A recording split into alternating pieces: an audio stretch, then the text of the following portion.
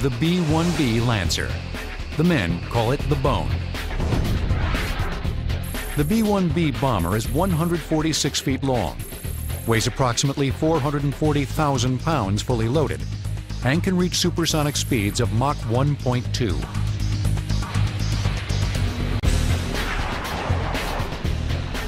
The four General Electric turbofan engines produce 30,000 pounds of thrust each, meaning the B-1 is powered by the equivalent of 3 F-35 fighter engines. Its 3 massive bomb bays carry a flexible arsenal. This includes smart weapons, bombs and guided missiles that use global positioning data to precisely destroy targets. Over the Middle East, the crews often deploy guided bombs, called JDAMs. Standing behind me here is the 180-inch rotary launcher, which is carrying the 2,000-pound Joint Direct Attack munition, and each bomber holds 3 per bay, which is a total of 24 GPS-guided munitions. A single B-1B carries a weapons payload 8 times heavier than that carried by a B-17 during World War II. And like fast food customers, the Bone's weapons officers can have it their way. It can be almost like a Burger King. You know, I'll take a 500-pounder with an instantaneous fuse. Please give me a 2,000-pounder with a 25-millisecond fuse. And while you're at it, you know, can you send me a burger and fries? The B-1B continues to share mission duties with a relic of the Cold War, the B-52 bomber. They both carry a weapons payload in excess of 25 tons. But that's where the similarities end. I like to describe them like cars. Your B-52 is like your grandfather's pickup truck.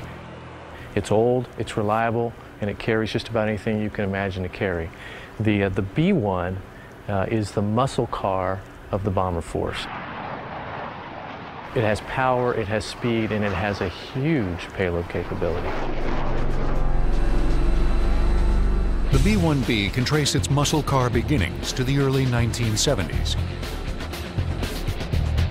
The Air Force wanted to replace its aging B-52s with supersonic bombers that could quickly penetrate Soviet airspace with their nuclear arsenal.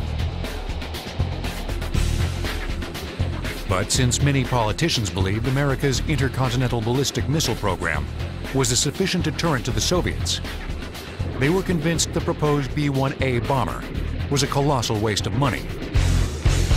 So the Air Force basically found itself in a very difficult position trying to sell this new heavy bomber, and I might mention very expensive heavy bomber, to Congress. But over a period of time they did succeed. The B-1A bomber prototypes could fly at Mach 2.2. But even at twice the speed of sound, they couldn't outrun numerous mechanical problems and cost overruns. And so the Carter administration, looking around to make cuts, they decided to cut back on the B-1A. And so the B-1A went away.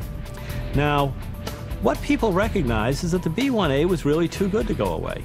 I, Ronald Reagan, do solemnly swear. In 1981, when Ronald Reagan assumed the presidency, he immediately vowed to restore the punch to the U.S. military. Of the United States.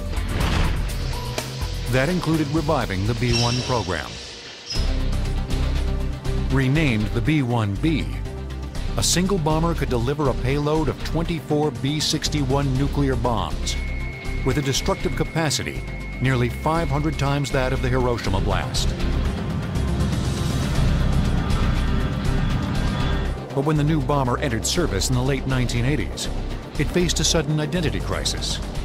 Well, as time has passed, and of course the Soviet threat has collapsed, you know, effectively the Air Force was faced with the dilemma, what do we do with the B-1 bomber? Since America no longer needed a long-range nuclear bomber, in the late 1990s, the Air Force began upgrading the B-1B to carry conventional weapons.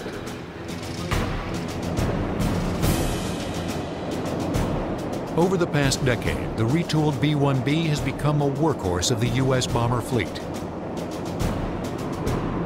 In 6 years of operations over Afghanistan and later in Iraq, B-1Bs have flown more than 2,200 sorties and dropped more than 7,400 bombs. far surpassing the B-52 and the B-2 stealth bombers.